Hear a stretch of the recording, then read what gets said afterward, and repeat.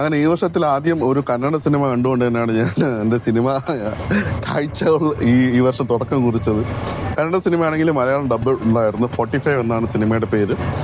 രാജ്വി ഷെട്ടി, ഉപേന്ദ്ര, ശിവരാജ് കുമാർ 3 പേരുമാണ് അവർ സിനിമയുടെ lead Rolls ചെയ്യുന്നത്. സംവിധാനം ചെയ്തിരിക്കുന്നത് കന്നഡ സിനിമയിൽ തന്നെ ഒരു പ്രമുഖ സംഗീത സംവിധായകനായ അർജുൻ ജന്യാണ്. അപ്പോൾ ഇദ്ദേഹത്തിൻ്റെ ആദ്യത്തെ ഒരു സംവിധാന സംരംഭം കൂടിയാണ് ഈ ഒരു സിനിമ. സത്യത്തിൽ കഴിഞ്ഞ വർഷം ഓഗസ്റ്റിൽ തന്നെ ഇറങ്ങേണ്ടതായിരുന്നു. പക്ഷേ ഒത്തിരി VFX വർക്കൊക്കെ പെൻഡിങ് ആയതുകൊണ്ടാണ് ഒത്തിരി ഡിലേ ആയിട്ട് ഇറങ്ങിയത്. 25-ാം തീയതി തന്നെ കർണാടകയിൽ റിലീസ് ഉണ്ടായിരുന്നെങ്കിൽ റെസ്റ്റ് ഓഫ് ഇന്ത്യ വരുന്നതാണ് 1-ാം തീയതിയാണ് റിലീസ് ചെയ്യുന്നത്. എന്താണെന്ന് അറിയില്ല. പക്ഷെ അതുകൊണ്ട് തന്നെ ഒത്തിരി സമ്മിശ്ര പ്രതികരണങ്ങൾ ഈ ഒരു സിനിമയ്ക്ക് വന്നിരുന്നു. കുറേയൊക്കെ നെഗറ്റീവ് റിപ്പോർട്ട്സ് ഞാൻ കേട്ടിരുന്നു ഓൺലൈനിൽ, സോഷ്യൽ മീഡിയയിലടക്കം. അതൊക്കെ കണ്ടുകൊണ്ട് തന്നെയാണ് സിനിമയ്ക്ക് വന്നത്. സിനിമ പിന്നെ ഒരു സൈക്കോളജിക്കൽ അപ്രോച്ചാണ് കൊടുത്തിരിക്കുന്നത്. അപ്പോൾ സിനിമയുടെ ട്രെയിലർ കണ്ടു കഴിഞ്ഞാൽ തന്നെ നമുക്ക് മനസ്സിലാവും.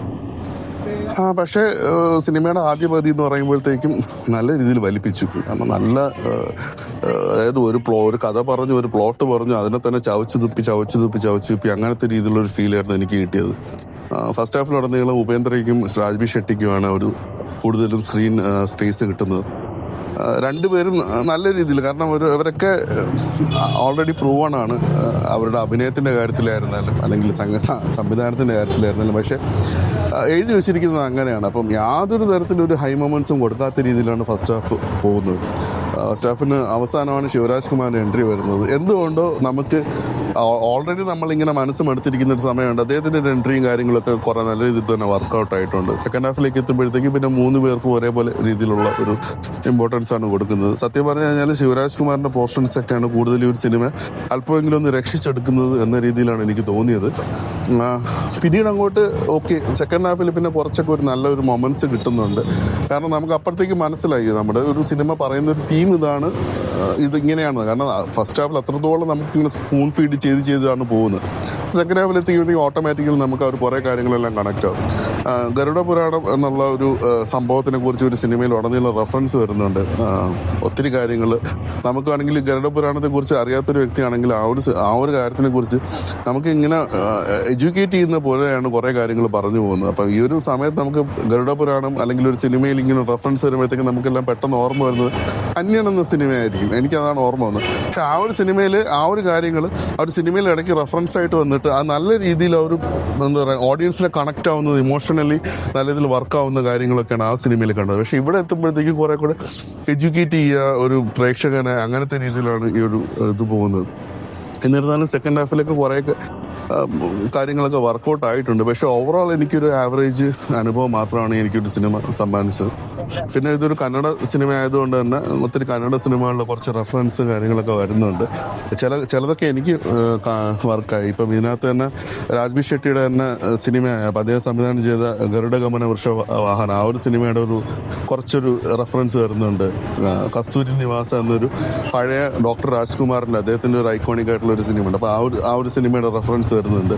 ഉപേന്ദ്രയുടെ തന്നെ ഒരു ഒത്തിരി ഫേമസ് ആയിട്ടുള്ള, അദ്ദേഹത്തിൻ്റെ ഏറ്റവും കൂടുതൽ ഫേമസ് ആയിട്ടുള്ള ഒരു ഡയലോഗാണ് I am God, God is great.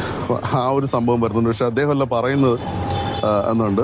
പിന്നെ ഇതുപോലെ തന്നെ കുറച്ച് കാര്യങ്ങളൊക്കെ ഇങ്ങനെ ഒരു ശിവരാജ് കുമാറും കൊടുവാളും തമ്മിലുള്ള ബന്ധം എന്താണെന്ന് ചോദിക്കുമ്പോഴത്തേക്കും ആ ഒരു രംഗമെല്ലാം, കാരണം നമുക്കറിയാം ഈ കർണാടകയിൽ പുള്ളിനെ ഇതുമായിട്ടുള്ള റെഫറൻസ് ഉള്ള ഒത്തിരി കാര്യങ്ങളുണ്ട്. അപ്പം ആ ഒരു രംഗങ്ങളെല്ലാം വളരെ നല്ല രീതിയിൽ തന്നെ ഒരു വന്നിട്ടുണ്ടായിരുന്നു സിനിമയിൽ. പിന്നെ ഇതിന് കുറച്ചൊരു മ്യൂസിക് പോർഷൻസ് ഉണ്ട്. ഇപ്പം ഇതിനിടയ്ക്ക് റാപ്പ് സംഭവങ്ങളൊക്കെ വരുന്നുണ്ട്. അപ്പോൾ അതിന് മലയാളത്തിലുള്ള റാപ്പെല്ലാം നല്ല രീതിയിൽ തന്നെ അവർ ചെയ്തിട്ടുണ്ടായിരുന്നു മലയാളത്തിൽ. ഇങ്ങനെ കുറച്ച് പോസിറ്റീവ് കാര്യങ്ങൾ വെച്ച് കഴിഞ്ഞാൽ എനിക്ക് ഒത്തിരി ഡള്ളായിട്ടാണ് എനിക്ക് സിനിമ തോന്നിയത്. പിന്നെ സിനിമ മനുഷ്യജീവിതം, കർമ്മ, ഗുഡ് കർമ്മ, ബാഡ് കർമ്മ, ഇങ്ങനെ കുറേ കാര്യങ്ങളും ഗരുഡ പുരാണം, ഇങ്ങനത്തെ കാര്യങ്ങൾ. അപ്പോൾ ഇതൊക്കെ നല്ല രീതിയിൽ ആ ഒരു വർക്കാവുന്നത്, ഇതൊക്കെ നല്ല രീതിയിൽ കണക്ട് ആവുന്ന ഒരു വ്യക്തിയാണെങ്കിൽ സിനിമ തീർച്ചയായിട്ടും ഇഷ്ടപ്പെടാൻ ചാൻസ് ഉണ്ട്. പക്ഷേ എനിക്ക് എന്തുകൊണ്ടോ ഒരു ഡിസ്കണക്ട് ഫീലാണ് എനിക്ക് തോന്നിയത്. ഒരു സാധാരണക്കാരൻ അല്ലെങ്കിൽ ഈ ഒരു കാര്യങ്ങളൊക്കെ അറിയാത്ത ഒരു വ്യക്തി എന്നുള്ള രീതിയിൽ ഓക്കെ അവർ കുറേ കാര്യങ്ങളെല്ലാം പറയുന്നുണ്ട്. ചിലതൊക്കെ വർക്കൗട്ട് ആവാത്ത രീതിയിലാണ്. അപ്പം ഒരു ആവറേജ് എക്സ്പീരിയൻസ് ആണ് എനിക്ക് തന്നത്. ശിവരാജ് കുമാർ തന്നെയാണ് ഈ ഒരു സിനിമയുടെ എനിക്ക് ഏറ്റവും കൂടുതൽ ഇഷ്ടപ്പെട്ട അദ്ദേഹമാണ് ഈ ഒരു സിനിമയെ അല്പമെങ്കിലും ഒന്ന് ഉയർത്തിക്കൊണ്ട് പോകുന്നത്. ഉപേന്ദ്ര പിന്നെ എനിക്കറിയാം, അദ്ദേഹം പല സംവിധായകരുടെ സിനിമകളിലും കൊണ്ട് തല വെച്ചിട്ട് ഒരു കോമാളി പരിവേഷമൊക്കെ അദ്ദേഹത്തിന് കിട്ടാറുണ്ട്. ഈ ഒരു സിനിമയിലും കുറേയൊക്കെ കാര്യങ്ങൾ അദ്ദേഹത്തിന് നല്ല രീതിയിൽ എലവേറ്റ് ചെയ്യുന്ന കുറേ കാര്യങ്ങളൊക്കെ വരുന്നുണ്ടെങ്കിലും അത് എന്തോ എനിക്ക് അത്രത്തോളം വന്നില്ല. കാരണം ഇപ്പം നമ്മളിപ്പം കൂലി എന്ന സിനിമയിൽ അദ്ദേഹത്തിന് എങ്ങനെയാണ് പ്രസന്റ് ചെയ്തിരിക്കുന്നത്, ഇതെല്ലാം ഒരു സംവിധായകൻ നല്ല പണിയറിയാന്നുള്ളൊരു സംവിധാനം കിട്ടിക്കഴിഞ്ഞാൽ അവർക്ക് നല്ല രീതിയിൽ ചെയ്യാൻ പറ്റുമെന്നാണ് എനിക്ക് തോന്നിയത്. രാജ്ബി ഷെട്ടി അദ്ദേഹത്തിൻ്റെ പെർഫോമൻസ്, അദ്ദേഹത്തിൻ്റെ റോൾ ഒരിക്കലും മോശമാക്കിയെന്ന് ഞാൻ പറയില്ല. പക്ഷേ എന്തോ മീൻസ് നമുക്ക് ഒരേ പാറ്റേൺ തന്നെ ഇങ്ങനെ കണ്ട് പിന്നെ ഒരു മടുപ്പുളവാക്കുന്ന രീതിയിലൊക്കെയാണ് ഒരു സിനിമയുടെ കാര്യങ്ങൾ. ഇതിപ്പോൾ ഇതൊക്കെയായിരുന്നു ഈ ഒരു സിനിമയെ കുറിച്ചിട്ട് ഓവറോൾ എനിക്ക് പറയാനുണ്ടായിരുന്നത്.